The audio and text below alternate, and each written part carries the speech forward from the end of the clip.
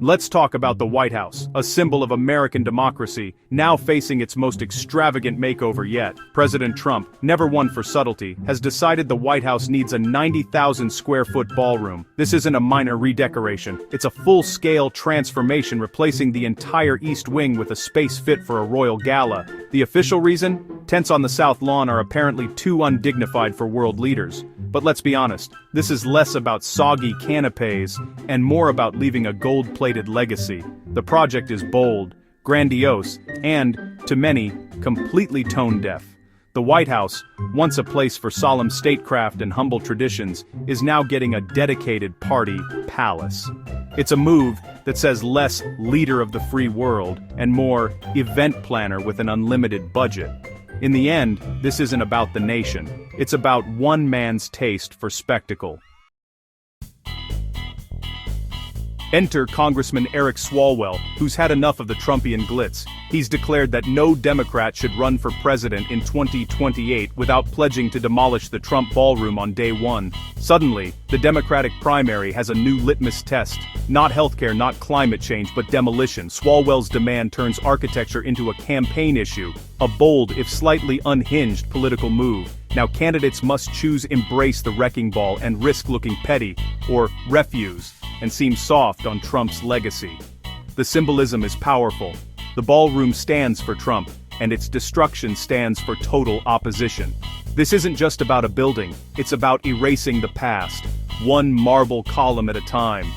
Only in America could a party room become the battleground for the future of democracy.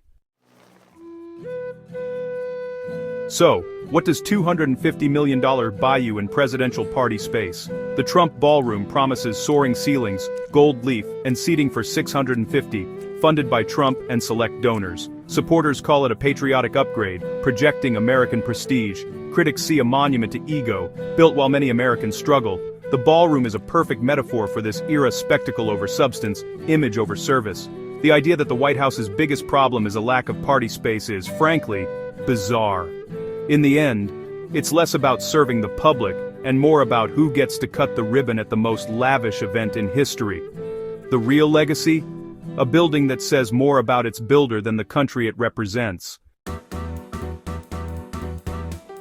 But the ballroom is just the beginning. The Trump Design Committee has unleashed a wave of changes, turning the White House into a presidential theme park. The centerpiece, the Arc de Trump, a grand archway named after himself, greeting every visitor. There's a new walk of fame for presidents, except Biden's portrait is just a photo of an auto pen. 88-foot flagpoles, new gold accents, and stone pavers round out the look. Each change might seem minor, but together, they transform the White House from a people's house to a personal palace. It's a systematic effort to stamp one man's personality onto a national symbol. The message is clear. This is no longer just a home for presidents. It's a monument to Trump. One gold-plated faucet at a time, the White House is being rebranded. So, where does this leave us? The Trump ballroom is now a flashpoint in America's culture wars, a symbol of pride for some, excess for others. If Democrats follow through on Swalwell's pledge, we could see a new tradition, each administration demolishing the last one's legacy. The White House might become a perpetual construction site, a battleground for presidential egos. This saga shows how legacies are shifting from laws to landmarks, from policy to physical monuments.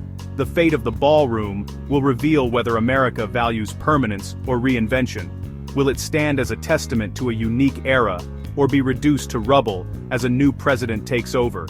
Either way, future state dinners will never be the same, whether in a glittering ballroom or back in a tent, wondering what happened to all that marble.